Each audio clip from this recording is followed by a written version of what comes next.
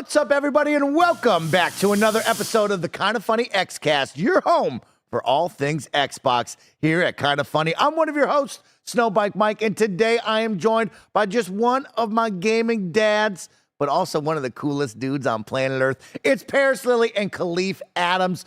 Dudes, welcome back to another week of podcasting fun and talking all things Xbox. Parris, how are you? It's been a week.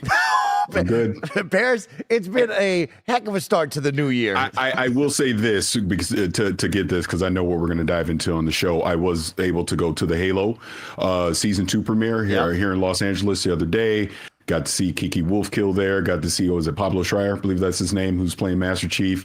Fantastic production that they did. That first episode was amazing. Really loved it. I think anybody that was coming off of season 1 questioning what they were going to do with season 2, you're gonna love it. Visuals improve, story improve. Like it's good. I'm genuinely excited to see where the story is going in season 2. Well, I'm glad that you went to the big premiere. I'm glad that you had some positive thoughts about that. You and I will talk about that in the coming weeks because I cannot wait to watch the opening episodes of season 2 because I was teasing Master Cheeks pretty hard during season 1. So I am looking for a big turnaround for this team. Of course, today we are joined by Kahlief Adams in the building. Ka, how are you, big dog?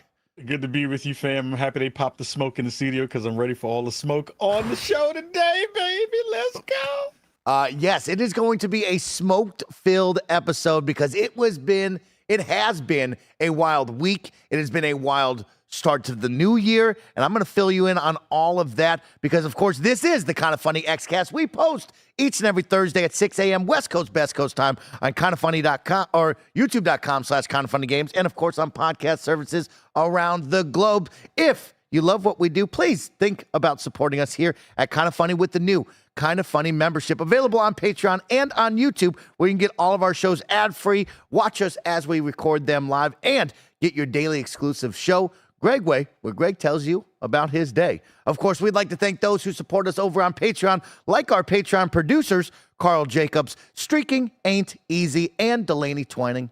Thank you so much for your support. This week, the Kinda Funny Xcast is sponsored by the new Kinda Funny merch. I'll tell you all about that in just a little bit. Let's jump into it. Let's talk about the smoke. Let's talk about the questions, and let's talk about what the heck is going on with Xbox. Because as you know, we started off the new year with some rumors, some possibilities of Hi-Fi Rush, maybe going to PlayStation 5 and Nintendo Switch. Then there was some conversations, well, Sea of Thieves was possibly in the mix.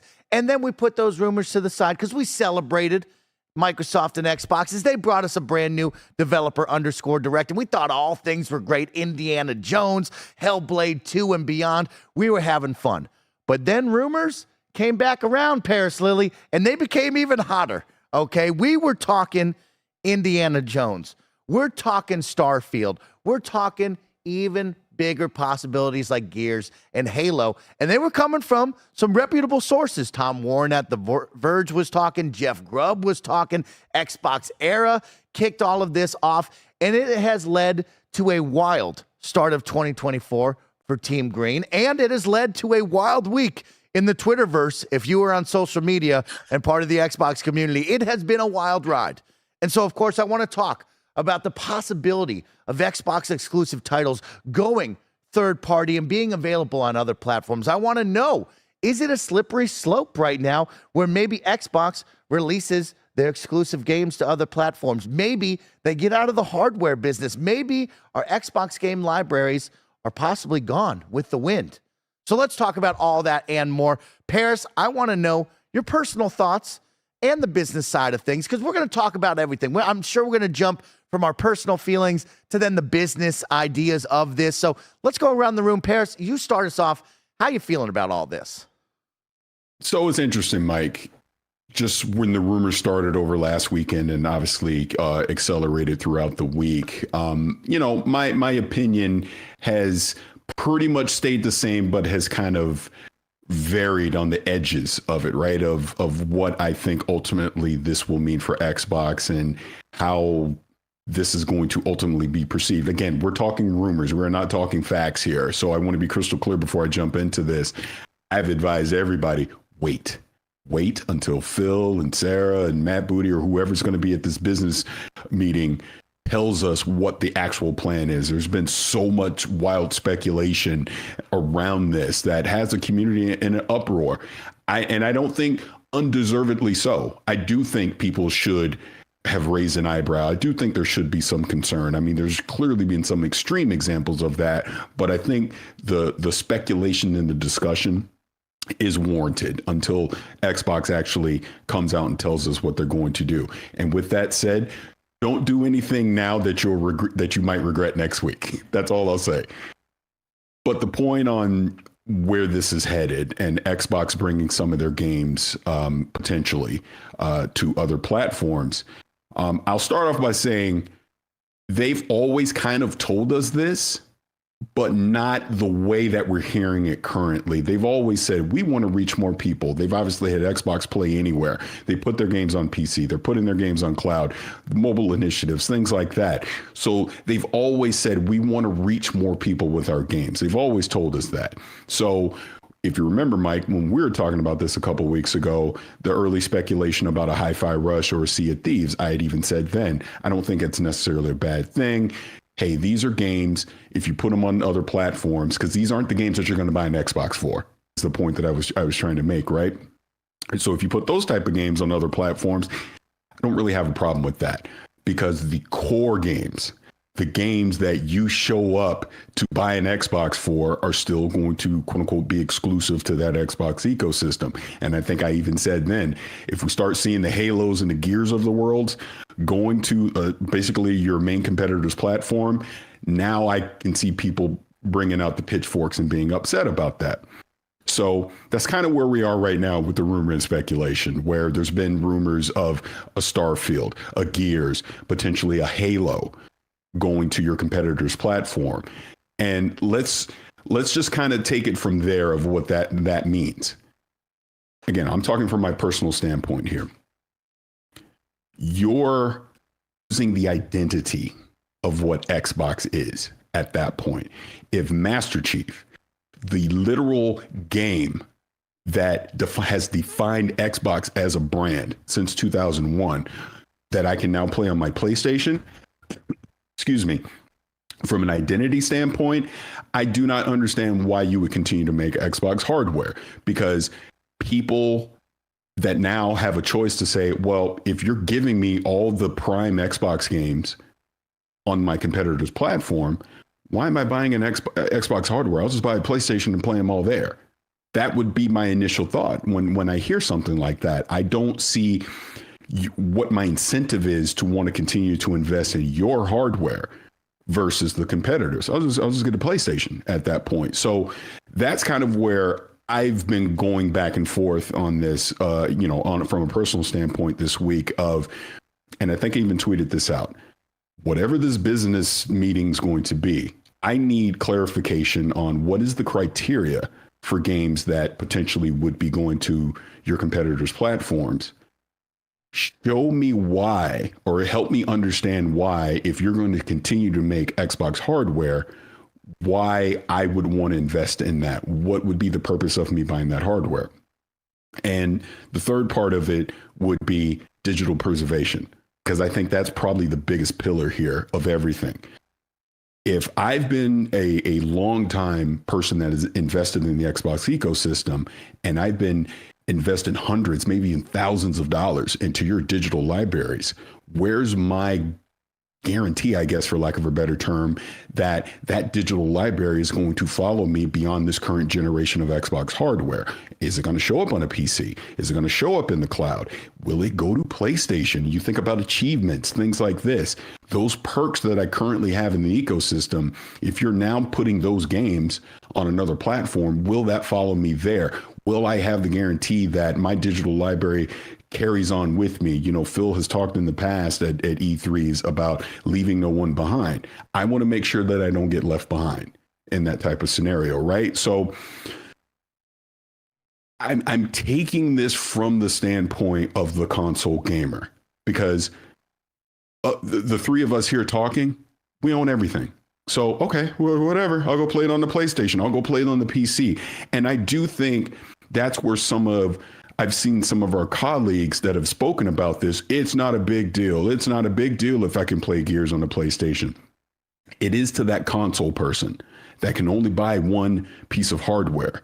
They're trying to make sure that their investment is going to be secure. That is, that they are being valued as a customer instead of just being told, well, I think revenue has changed, business has changed. Because again, moving into the business aspect of it, we need to pivot this way, basically for the health of the brand, of Xbox, of Microsoft Gaming, whatever we want to call it. I understand these things, but then you've had people like myself, by the way, that have been there since 2001 of this brand. I have purchased every Xbox, every generation. I have invested in this ecosystem. I want to make sure that my investment, again, carries over. And again, I can be okay with that, me personally, because I can pivot, but not everybody can do that. And that's kind of my biggest thing when it comes to these rumors and speculation of what about the person that can't pivot? What about the person that has bought a Series X, that has bought a Series S, maybe multiple of those consoles? They have them in their home. It's what their family plays on. They want to make sure that that purchase isn't stopping in 2026 or 2027, that they can continue with confidence to buy Xbox consoles, to invest in the ecosystem, to subscribe to Game Pass, that their achievements all this time mattered, things like that. That's where I come from on a personal standpoint of looking at this. I just want to make sure that whatever they tell us next week, because again, we're talking about rumors, speculation, whatever they tell us next week, they are making sure that their core customers are being valued. That is my opening salvo. I'll stop there because I know we got a lot other to say, but I do want to make sure that we pivot back into this because I know, Kahlief, you and I have had some private conversations about this, and you and I disagree on a certain point, but I'll stop there. I like that, Parris. And yeah, just to make sure the audience is aware, of course, these rumors did run wild. There was no word from Microsoft or anyone from Team Xbox for quite some time. And then we did get the official word from just Phil Spencer, who did put out the tweet that said, "We're listening and we hear you. We've been planning a business update event for next week here, or where we will look forward to sharing more details with you about our vision for the future of Xbox. Stay tuned." So that is supposed to happen next week. We will talk about that on the back half of kind of what our predictions will be of that, what we think they will say. But that is a very clear indication that something is going down. Of course, Kahlief Adams, I want to hear your thoughts of what all of this means to you. I mean, I mirror a lot of what Parris said in terms of the conversations for the folks who can't pivot, what happens to the future of your box. You know, I personally believe that like we're probably one generation away from no more boxes in general, both on the Sony and on the PlayStation side. Hardware sales are kind of plateauing. You know, the idea that you're always going to make a box and start off in the start off in the red is a part of the conversation that we've seen for multiple generations that has not really changed in any actual way. And we've seen Microsoft pivot with the ideas about playing in multiple spaces, putting the ability to play on your Samsung TV or on your Samsung monitor, you know, PC monitor, to be able to have those things kind of integrated with Game Pass and other stuff like that already as a way to kind of potentially offset whatever that future is going to wind up being. But it winds up being a conversation for me about like, what are you actually missing in the grand scheme if you're an Xbox fan in that way? And a lot of the conversations I've seen on the internet over the past week or week and a half still haven't really given me a good answer to the idea of you're actually missing a ton if some of these games move over. And something that Parris just said raised another eyebrow for me, although I only have two. It is the like conversation of what was the thing you just said? It was basically around what happens when people lose that access to stuff, right? And I think the digital layer of it is going to be a big part of that conversation. I think a lot of folks are still using physical media. I am all digital. I haven't bought a physical disc in multiple generations at this point. So that's a big part of that conversation. But the other part that I think is actually even more interesting is how do you, if you're Microsoft, differentiate that messaging for the stuff that does go versus stuff that doesn't? And you can't do the thing to be like, if you're Microsoft saying, well, these games, Hi-Fi Rush and all these other, and potentially Sea of Thieves and all this other stuff, we're not moving those games, or we are moving those games because they are lesser than or have less kind of importance in our portfolio or any of that stuff, right? So like the Xbox Studio stuff, of course, that's homegrown. Those are already ours. The studios that we own, we've already built. The other stuff that we've bought and purchased, some of those things we potentially move, but you can't, even if you're at that level of understanding that, sure, a game like a Hi-Fi Rush can be a title that moves in another space. You as a publisher can't say to other teams and even to your own teams that you've not bought that your game isn't necessarily the biggest on the hill, and that it isn't going to go because, or that it is going to go because it has less value with the portfolio. So the way you internally message that and then externally share that is going to be a really big conversation to see where they go with that. If the messaging is going to be on point, and I don't know what that messaging looks like to satiate a fan base that has already been riled up by speculation and innuendo in that way, right? So I don't know how you do that work in a way that doesn't diminish the brand in the actual way that it matters, which is telling the people who make the games that their games in their entire portfolio are not, have the same kind of level of credence in that way. So there's a bunch of parts to this that I think make sense. We'll dig again into the business if we have time for my stint. But I think from a personal perspective, I'm not worried about what you get on the other side, even as an Xbox fan, even as an Xbox owner. I'm not doing the look over the fence because I don't even know what that version of FOMO is, because it's not even FOMO. You're not even missing out on anything. You already got the thing that you wanted and you purchased. So I don't understand what the energy is right now. It feels really weird to figure out what that's supposed to be and how do you kind of fix that for the fan.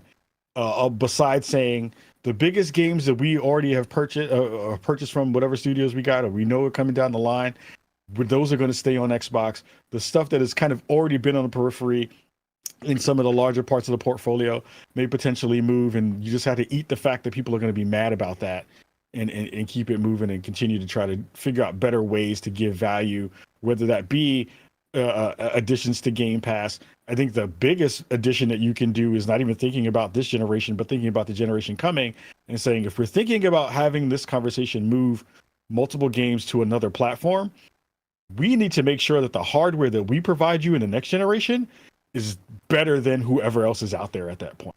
That's the only other way that you can balance that out in a way that makes sense to make sure that folks are going to stay in the pocket and stay home. Parris, I know you have a couple of things to bring up with that. Go for it. This is where we slightly disagree, my friend. What? So, yeah. And let me try and bring, and we mostly agree, but I kind of want to simplify it in this way. Exclusives. And this is where I say the messaging previously has told us that exclusives do matter. Mm-hmm. And if that message is changing, you need to be crystal clear as to why. I agree with you. I don't care if people get to play games on another platform. It does not matter to me personally. And this is just my personal opinion. But you've told your customer base that certain exclusives matter, and they matter in this sense. They matter that this is why I'm investing in your ecosystem. Because again, we saw that developer direct, and I definitely want to circle back to that developer direct at some point in this episode. But when I saw Indiana Jones, I looked at that and go, yeah, people gonna go get an Xbox to play that. You know what I mean? There's games that I'm getting this console, or I'm getting into this platform because I have to play that game. If you take that incentive away, going back to your hardware standpoint, then what's the point? What's the point of hardware?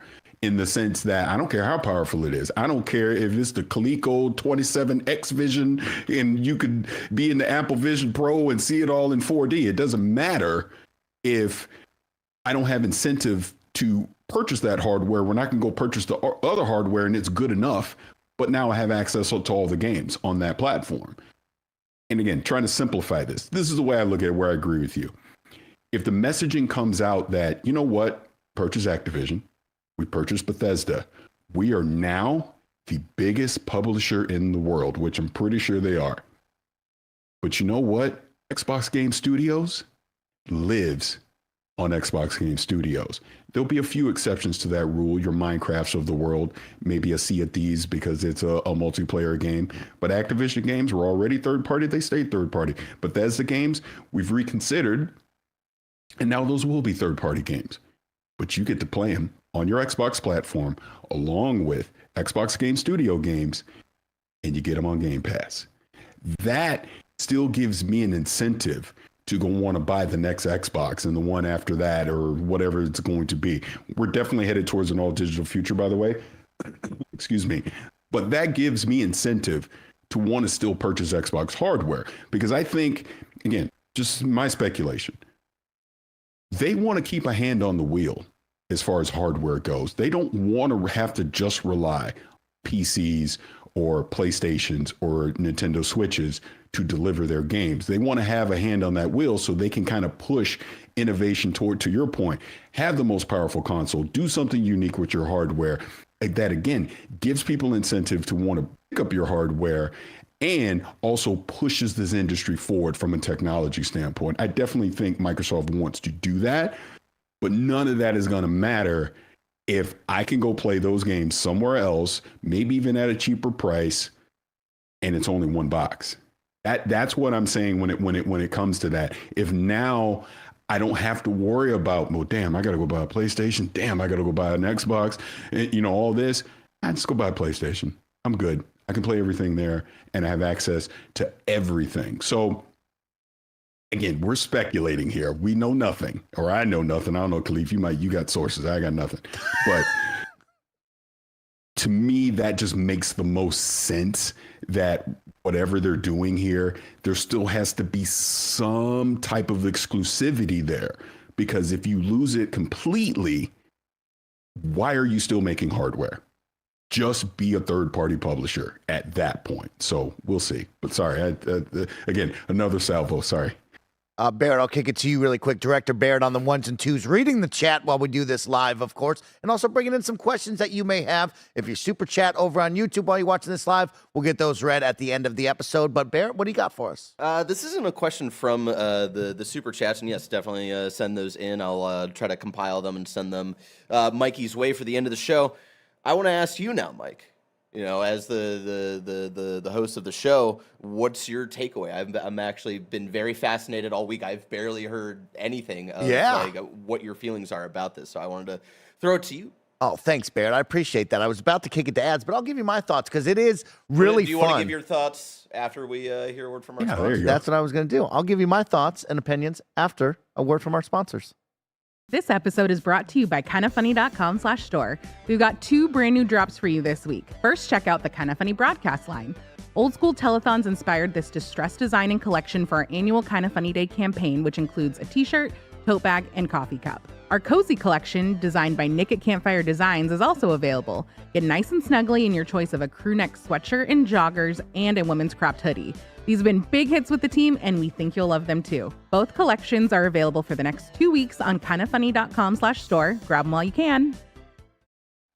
Hey, for all of you watching and listening out there, that merch looks good. Go take a look at it. Maybe buy some pieces of merch. But also, Parris and Kahlief, you guys have had an incredible conversation about this. And I love hearing you guys' thoughts and opinions. It's been awesome to see Kahlief over on Unlocked, sharing his thoughts with that team as well. Seeing Parris and you on different spaces and different shows. I love hearing what everybody thinks. And it is a wild moment here where it's almost a head scratcher, right? Because I have so many thoughts and feelings. And what I actually am really excited about is playing armchair quarterback on the business side of things. I think there's some really cool things to talk about on the business side. But as a consumer and as Snowbike Mike the person, right, there is a lot that goes into this. There is many things I want to kind of get out and talk about because, yeah, there's one piece of me that says when I go home and I sit on the couch, I don't care about exclusives. I don't care about anyone. I'm just playing my games, right? And I hope that in a world we all could say kumbaya, there's no more exclusives. Everybody can play any game. That's a great world to live in because I'm not thinking about Joe Blow and what games he can and can't play over at his house. It's my time, and I'm playing my games, right? But we do live in a world with exclusives, and that's where I kind of have a weird head scratcher of the Xbox idea here because exclusive content is king, regardless on the business side of things. That is why I'm buying your box. That is why I'm signing up to Game Pass. And it is odd to me that we would give up our exclusives on the business side of things, because that is why I'm going over and giving you my hard-earned money. Now, there's a lot that goes into this, of course, because, yeah, I have been a ride or die Xbox fan. I've been part of the Xbox One generation where we started to make a big digital library. And I am one of those people that maybe is concerned about my digital library in the future, but I haven't quite jumped to that moment, Parris, where, oh man, my digital library is going to go tomorrow, right? These rumors have not got me to the point where I'm worried about that. I understand the slippery slope and where we're at right now, but as of today, my feelings right now is, hey, if you put Hi-Fi Rush, Sea of Thieves, Halo, Gears of War on any other console, that's fine because I'm playing mine. But I will look at you and go, well, then why should I be buying an Xbox next generation when I could be on the Sony side of things just playing Halo, Sea of Thieves, plus all the PlayStation exclusives that we know aren't coming this way? And it's really fun to look at the business side of things, because my personal feelings are, kumbaya, let's everybody play anything. On the business side of things, I do wonder, what are you getting at? Because I think next week's message has to be clear. Like Kahlief said, I think it's going to get messy here, and that is not what I want to see as a consumer. I need to know, hey, we're putting all of these games on other platforms and other consoles from this point forward, or we are sticking to the plan and you can get the very best via Game Pass or the Xbox ecosystem. Anywhere in between, we're going to continue to have this cycle that takes the wind out of the sails whenever Xbox has a good first step, right? We talked about the Xbox Developer Direct and everyone cheering on indie, Hellblade, and more, and then you just completely lose that lack of motivation and momentum on your side when now it's, well, I don't know if Blade is going to be there. I don't know if Indie's going to be there because it could be on PlayStation. What's the point, right? And so I need from Phil and the team a very clear statement. I think that's going to be a tough one to do next week with everything that's happening, because as a business, this is where I get excited, Kahlief and Parris and everyone listening out there. As a business, this is where I get excited. I want to know what they're talking about in that boardroom, because it is exciting, right? There is a, hey, you're in third place. You are so far behind that you have to now change up the model. You have to do something different than what has been, what it always been with exclusives. Come to this side or come to that side. They have to kind of play a different kind of ball that we're not really used to. And I'm excited to see what they do, because you've probably tapped out the Xbox audience on console. You are showing now on the Game Pass side of things. We're probably tapping that out right now without getting a new set of audience. So for me, if we're putting other games on other platforms, that's awesome. You make money off of that. That's a big positive. I would hope that you would be putting games on those other consoles, maybe teasing the PlayStation and Nintendo fans that don't have an Xbox to say, hey, if you like this $70 game, first time, third time, second time purchase, maybe you'll think to yourself, man, $70 a pop, I should sign up for Game Pass. I don't know if that's their angle, but I like that angle that you would go for. I think that's a very viable angle. But at the same time, when we talk about games like Halo, that player base would be bigger. The microtransaction dollars would be higher with more people in it. And I, as the consumer, would be enjoying it. But at the same time, I, as the consumer, would look at you and go, well, I guess I should be buying a PlayStation if we're going to go day and date on other things,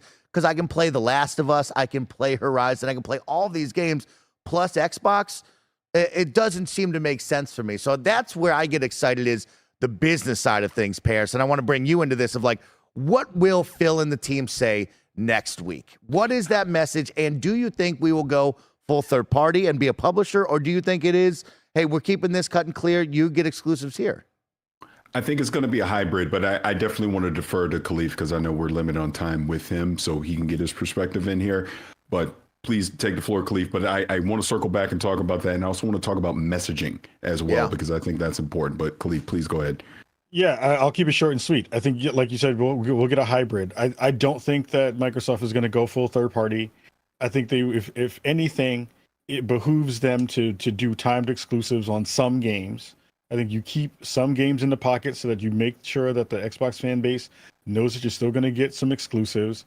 And then you have to finesse the conversation around the digital library stuff. You know, what does that mean for the other side of things? I think we'll probably see some additions to potentially to Game Pass because of, you know, if you bought it on a PlayStation, you bought Halo on PlayStation, you pay full price for it, but you get it free with Game Pass, right? Like there has to be an incentive that I'm not going to say gouges the prices for the other competition, but like puts it at their base price point for every game that you put over there that's going to be in that space that makes sense. That's going to be that carrot on the end of the stick to say like, okay, you're going to be able to get that experience, but you're going to pay premium prices for it. While on our box, you're going to get that into day and date stuff. You know, you'll have the time exclusives that move over, but you'll get day and date on Xbox consoles. And then you might have to wait 6 months for that stuff, which I think really quickly is another big point of all of this is the conversation around exclusivity really only matters if it's day and date.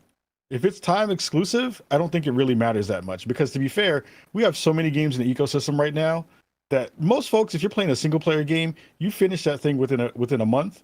And then that game is going on the back of the shelf, right? And you're on to the next experience. So it has less value the longer that moves if you're the person who got to play it first. So I think that's a big part of that conversation too that a lot of folks are missing in the exclusivity layer of it. But I think we'll get okay messaging that people will be mad about either way. And I think that messaging will probably be timed exclusives. Here's the games that are going, here's the stuff that's not, and here's what your expectations should be moving forward for at least the rest of this year. Really quick, before we lose Kahlief is right, Parris, let's talk about it. Kahlief, do you think this is a tweet, a video, kind of press conference style, or do you think this is an Xbox Wire blog post? How do you convey this message? Really? It'll be a video and a blog. Like I think you have to. Like you can't just throw this on a website and have people read this. Because first of all, people can't read. Second of all, people who do read, they have bad reading comprehension. And third of all, you have to make this as plain as possible for everybody in the space because the influencer folks are going to capture this and the media is going to capture it first. Try to distill it in the best ways that you can. And then the mom and pops are going to be able to go to the store and have a little bit of a better understanding when their kids are like, can you get me X game or X console? So you have to do a video and Parris, we're going to sit and talk, you and I, for a little bit longer. So do you have any closing thoughts for Kahlief or some final questions for him to get his closing thoughts out? Yeah, absolutely, because I want to bring him into this conversation about messaging because I think it was our biggest disagreement privately on how this works. I think he had some good points. I think potentially maybe I did too. But I personally think that Xbox's messaging since 2013 has not been great. And it's always been a very reactionary stance that they've had with a lot of things, especially when it comes to bad news and how you frame things. And I think the conversation Kahlief and I were having that in this particular instance, okay, it leaks happen. You can't control that. So you do have to react to leaks. And I completely agree with Kahlief on that. It is tough to be able to get in front of a leak. This is where I want to bring the developer direct back into it. Clearly, they've been having these discussions. Obviously, whatever this pivot is going to be has been in discussion for a long time. You should not have done that developer direct in January. If you knew that a month or two later, you're going to have a business meeting where you were changing whatever's happening. Again, we're going off of rumor and speculation. Hell, I could be completely wrong next week of what I'm about to say. But you give us good news.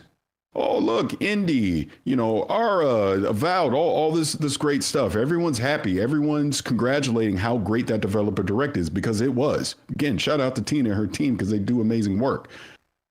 Then you're going to follow up with bad news. You're going to follow it with things that people are not going to like. They'd have been better off. In other words, let's take our castor oil first. Let's swallow it and get that done with whatever this is going to be. Then you follow that up with this developer direct that can now be aligned whatever this new business plan is going to be. Whereas the developer direct gave the impression that everything is still status quo, as we would expect it to be, as someone that's in the Xbox ecosystem. But obviously something about that is about to change. They'd have been better off waiting to do that developer direct post that, in my personal opinion. So this is where, again, I'm saying you have to read the room. You have to understand what your customers' expectations are going to be. Why do you think we've seen so many people extremely upset online this week? Because for some people who have been heavily invested into this ecosystem, they're taking these rumors almost like a betrayal in that way, because they were like, well, you've been telling me this. You told me to get this box. You told me these were going to be exclusive. You told me Game Pass is great, all this value, which I agree with, by the way. But now you're telling me maybe it's not. Why? This is where now you need to explain it. You need to clarify and be crystal clear in your messaging in whatever this business meeting is going to be. And I'll say this, and this isn't a promo for Xcast. Come on, Xcast. This is me, Parris, the consumer. Whatever you say, there's going to be questions. I hope there's follow-ups to this where these questions can be answered, because they're going to happen, right? So this is what I'm talking about with messaging. You have to stop being reactive to it, get in front of it, crystal clear, clarify what your stance is going to be so that your customers can understand whether they like it or not, but at least they know. And we don't see the wild speculation and doom and gloom that we've seen all week. Kahlief. I'll follow up with saying, first of all, I will make it a plug for Xcast and for SpawnOnMe. Come on, Xcast and SpawnOnMe and talk about all this stuff, because we have good conversation. I think the thing that I've always found a little bit hard is we don't know how long ago those conversations might have started and when they sparked. I think the thing that we have seen over the past couple of years, and especially in the last 2 years, is that things have pivoted a lot faster than we expect in the video game industry. That happens with messaging, that happens with layoffs, that happens with financials, that happens with all of the things that we've seen in the mix that have pushed things a lot of different ways. So I can't fully say that Xbox is in the wrong for the way that they've been messaging certain aspects, even though over the past couple of years and starting, they have been recovering since the Don Matrick era. Let's be honest about that. They have been recovering since that era in terms of the messaging and in terms of the ways that they've been talking to fans about the work that they do. But I think it does really, again, as a consumer, this doesn't matter to you. But if you're thinking about the scuttlebutt and where we're at, it is really hard to get in front of a leak. And it is really hard to not be reactionary when you're doing corporate comms around a leak for information that you potentially didn't want to get out at the timing that you did, when you do want to share good news of stuff that you're working on, because the audience has been asking for it.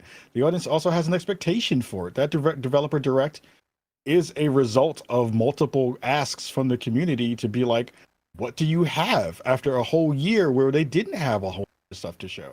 So I think we're still on the back end of how do you showcase as much good stuff as you possibly can, and then what happens if you do get bad news in the ecosystem? The biggest conversation that needs to happen at Xbox is who's the rat. That's the conversation that needs to really get found out internally, because all of the stuff that's getting leaked is causing infinite amounts of stress and strife for the brand, and it's causing all these other different versions of pivots that they then have to go and do a lot of extra work and person power to make sure that a conversation gets fixed in the zeitgeist, right? So that's a thing that I feel like needs to be a bigger conversation for them internally of how do we shore up a lot of these leaks? Because leaks happen all across all of the industry, but they don't happen as much on the Nintendo side. They don't happen as much on the Sony side, for various reasons, and that I know and don't know, right? But there are parts of those conversations that, when we're talking about the way you talk to the fan base, yes, they could always do better. They can always be tightened up in a lot of different ways. But once something rolls out here in a world that has 24-hour social media and everyone looking for the smallest bit of stuff to be able to make and construe a whole other idea around something, we've seen it happen this week. This is the reason why journalism is really important. It's the reason why having smart people who can source good information is really important, because we've seen the audience run unreasonably wild with small tidbits of information that, even if you think about it from a business perspective, don't add up, make sense, and actually play into the idea of what would happen from a business perspective. And then for Xbox to have to maneuver around unreasonable information that's being moved is another reason why reactionary comms are hard to not do when you have that kind of stuff in the space. So I think, I would say everyone gets a little bit of grace, because it's hard to figure out how that works unless you're actually doing it. But also, we got to figure out a better way to have good information in funnel and make sure that the information that's getting out there does actually have some factual basis to it. And then you got to give the teams the ability to react to that stuff, share the information they want to share, and then you have your ability to actually have good information that you can react to as a fan, as a purchaser, as a consumer, and make good decisions, and not just go trade your Xbox in the day after you hear a thing. So lots of conversations within that space to dig into, and we'll have more of them next week, I'm sure, once all the actual meetings and stuff happen publicly for Xbox and the rest of that team. So word. I got to get him out of here on time so he can continue doing great things. Of course, it's Kahlief Adams from the Spawn on Me podcast and so much more. Kahlief, tell them where they can find you talking Xbox and so many things video games related. The only thing you really need to know is that February 29th, 6 p.m. PST, Spawnies 3 is going to be live in full effect from a place that you might be looking at right now, and hanging out show for all of you folks at home. We have amazing guests. We have fantastic hosts and presenters. We have a Grammy winner as our music guest this year. So make sure you're checking that out. And we have a lot of good stuff coming to you all at home. So make sure you go check out the Spawnies, February 29th, 6 p.m. PST on twitch.tv/SpawnOnMe and on IGN for the first time ever. Thanks, Ka. We'll see you very, very soon. Me and Parris will continue the conversation, but as we switch gears and say goodbye to Kahlief Adams, Parris, of course, I want to encourage everyone watching live on youtube.com/kindoffunnygames and, of course, over on twitch.tv/kindoffunnygames. Right now, you can get involved in the conversation with your super chats, of course, your super comments, anything on Twitch and on YouTube via the chats. We're reading them. We're going to bring you into the conversation as our director bear on the ones and twos. We'll look for the good questions out there, so please feel free to be encouraged to talk and ask some questions. But Parris, this allows you and I to keep the conversation going. You talked about the messaging, right? And you have been a firm believer on Xbox has got to get in front of this. They got to have solid communications with their fans. And as of right now, they have not. Of course, they are, probably going through a lot of steps to make sure the wording is correct, make sure they're in front of this the correct way, and really sell this to the audience to make them believe in their purchase and beyond. But Phil and the team, they got a big task ahead of them. Do you think they can really land this plane and make us all feel good about this next week? I think they can. I think clearly there's some very smart people over there that have been working on this and understand the importance of what this business meeting is going to be for the future of what Xbox is looking forward. When we talk about the business side of this, I get it. I really do. I like to think I'm just a pretty logical person, so I can see just this is what it is. I get it. Phil, last year on this very show, talked about how they're in third place, talked about how they lost the digital, the digital ecosystem race. They lost that last generation. So it is going to be hard for them to catch up. He said, doesn't matter if Starfield's 11 out of 10, they're not going to out console PlayStation. We've heard him say that directly. So taking that into account, and we've seen that the Series X and the S has sold decent, but it hasn't sold great. It hasn't been, oh my God, we've seen this huge uptick in hardware sales. Their financials just came out, a week or so ago. So maybe they are looking at this. We almost spent $100 billion on publishers. How do we get that return on investment? How do we grow our audience when it comes to that? Clearly, part of that is, hey, maybe we put some of our games on the competitor's platform. But you have to be careful about how you message that to your current audience who has been there the entire time, who has been supporting you. These people that do show up to Fan Fest and all that, the people that do create these fan sites and podcasts and YouTube channels and create, key art and all these wonderful things about this Xbox community that I personally love. You can't be ice cold to them as if, well, we already know we got you. We're just trying to get other people. You have to be sensitive to that audience. And that's what I'm saying. Whatever this meeting is going to be, you need to acknowledge that audience. You need to help them understand why you're making the changes that you're making. I personally don't care if a Halo or Gears or Forza or whatever showed up on a PlayStation. I personally don't care. But at the same time, I understand you're no longer Xbox. You're just a publisher. You're Sega at that point. In my personal opinion, this is just how I personally feel about it. So I don't think I'm alone in that thinking. This isn't a fanboy thing, console war nonsense. This is none of that. This is just even though I can play, like right now, even though I can play Xbox on my PC, I can stream it over the cloud. I can play it on the Rogue Ally and all these other places I can currently play my Xbox games, I should say. I still got an Xbox.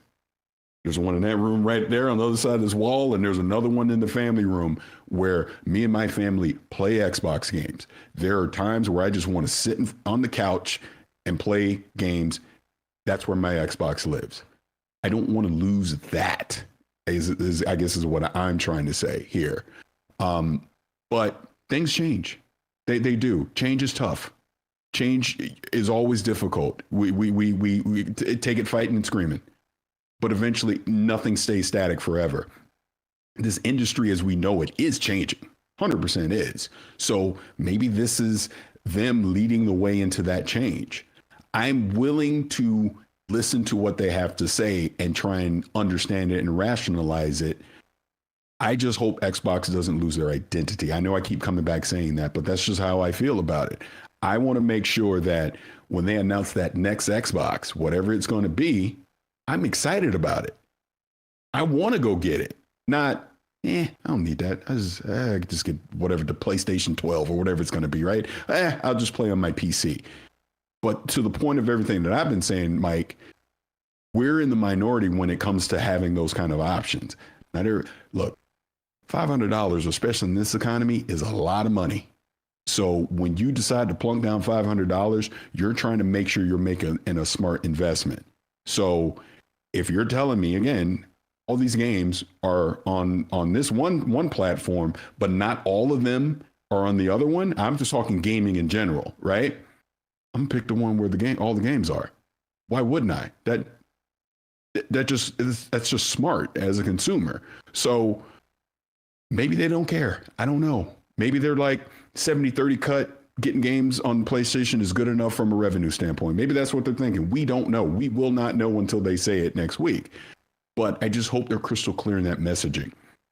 Yeah. Whether the news is good, bad, or whatever I think it's going to be something in between. But whatever the news is next week, just tell us. That way, as a consumer, you get to decide how you want to take that news and how you want to invest your money moving forward. Forget what I say. Forget what maybe Mike's great, but forget what Greg says. Definitely, this PC nonsense. But forget what the quote unquote YouTubers and the influencers and all these other people say. Forget what we say. You're the consumer. You get to decide. The only thing that I've said this entire time is wait until they tell you officially. Until then, it doesn't matter. And again, I'm not disparaging any of our colleagues in the industry because to be perfectly honest with you, I really wasn't paying attention to a lot of these rumors until I saw Tom Warren, until I saw Jeff Grubb actually say something, because I obviously respect the things that they say, and usually they're pretty spot on. But even in that respect, they're not 100% on it. A lot of the wording has been considering putting Gears on, considering putting Halo on. They might do this, not 100% they're doing this. And this is why I've said, let's just wait. Let's just wait and see. Because when Phil Spencer says it, I'm going to go off of what Phil Spencer says, or Sarah Bond, or whoever, or Satya might be there. I'm going to listen to what they say because they're the ones that are making the decisions on it. Everything else is just leaks, innuendo, could be disgruntled employees. We don't know. So let's wait till next week. Let's see what the plan is. To Kahlief's point, I'm pretty sure it's going to be a hybrid of you're going to see some games go to the competitors' platforms, but you're going to see some still stay exclusive either permanently or in a timed window on the Xbox ecosystem. Let's see what they do with Game Pass. There's obviously been rumblings about that Game Pass itself might change. There may not be day and date for everything anymore. There may be various tiers of it. There might be an ad-supported tier of it. We don't know until they tell us. And that's all I'm saying. At that point, then we can judge accordingly, decide what we like, decide what we don't like, and you can make an informed decision from there. Parris, that is so well said. You know that. And that is reality right there. It is a wild situation that we've been in. Rumors have run wild, and people have acted out of pocket and a little wild out there for sure.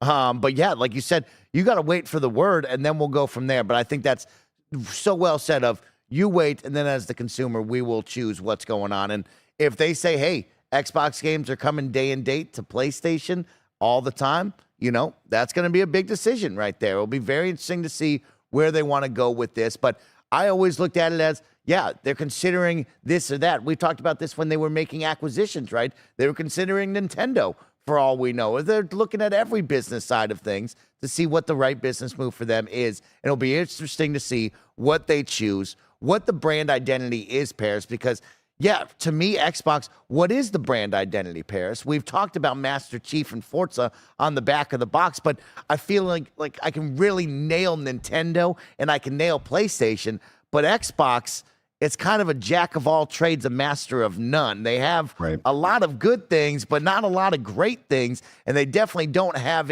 this is what you're coming for. Besides, I don't know if the tech is enough when really at the $500 price point as an average consumer, both these boxes look the same. They run the same to me. They just have the games, and I'm going to them regardless. And it's whoever has the games is right, Parris. So I'm excited to see. Let's jump into the Super Chats really quick and pull one over here from one. Roger Picorni writes in with the $5 Super Chat and says, do you think that the future of Xbox might lie in Windows? Instead of making purely gaming boxes, maybe Xbox creates console-sized PCs? I don't think so, because I think you want to keep it as simplified as possible to have a device in your living room. And if you start making basically a PC and everything that comes with that, it could get a little overly complicated. That is my personal opinion. Who knows? I mean, there's even been crazy rumblings, obviously, about them licensing out Xbox hardware to like third-party manufacturers, things like that. I mean, it's all over the place when it comes to that. This is why I say again, I think we need to wait and see what they actually say, because I am pretty confident we're going to get another Xbox beyond this. Maybe that's something they even address in this meeting and tease out potentially, but we'll have to wait and see. Alejandro S. writes in with the $5 Super Chat for the first ever time and says, I don't see Microsoft just handing the hardware monopoly to Sony, nor is it good for consumers plus the dev side of things.